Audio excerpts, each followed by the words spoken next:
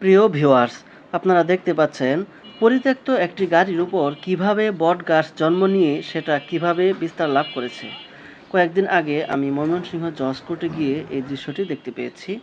গাড়িটি কেন পরিত্যক্ত অবস্থায় পড়ে আছে সেটির সঠিক ইতিহাস আমার জানা নেই, তবে গাড়িটি যেহেতু জজ কোর্টের পাশে পড়ে রয়েছে তাই বলা যেতে পারে এটি আইনি বা মালিকানাগত সমস্যা, অর্থাৎ জমি বা সম্পত্তির মালিকানা নিয়ে সমস্যা থাকার কারণে গাড়িটি দীর্ঘদিন ধরে পড়ে থাকতে পারে, অথবা এমন হতে পারে যে গাড়িটি এমনভাবে নষ্ট হয়েছে যে সেটি মেরামত করা ব্যয়বহুল ব্যাপার।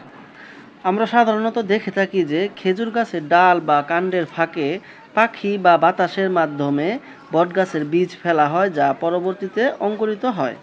শুরুতে বটগাছের চারা খেজুর গাছকে আশ্রয় হিসেবে ব্যবহার করলেও ধীরে ধীরে এর শেকড় নিচের দিকে বাড়তে থাকে এবং মাটিতে পৌঁছে যায়।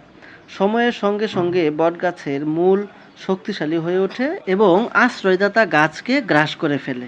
পরিত্যক্ত গাড়ির ক্ষেত্রেও একই ঘটনা ঘটেছে। দীর্ঘদিন ধরে পড়ে থাকার ফলে গাড়ির বিভিন্ন ফাঁকফোকর, ছাদ, সিট বা ইঞ্জিনের ভেতর ধুলোবালি, পাতা, বৃষ্টির পানি জমে গিয়ে এক প্রকার মাটির স্তর তৈরি করে, যা চারা জন্মানোর উপযুক্ত পরিবেশ তৈরি করে।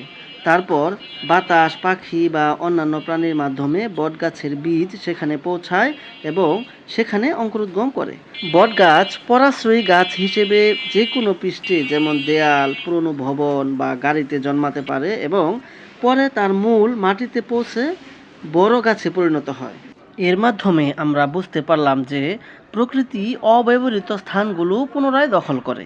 এটি প্রকৃতিতে এক ধরনের প্রতিযোগিতামূলক সহাবস্থান। এছাড়াও এটি প্রকৃতির অবিশ্বাস্য অভিযোজন ও পুনরুদ্ধারের এক চমৎকার উদাহরণ।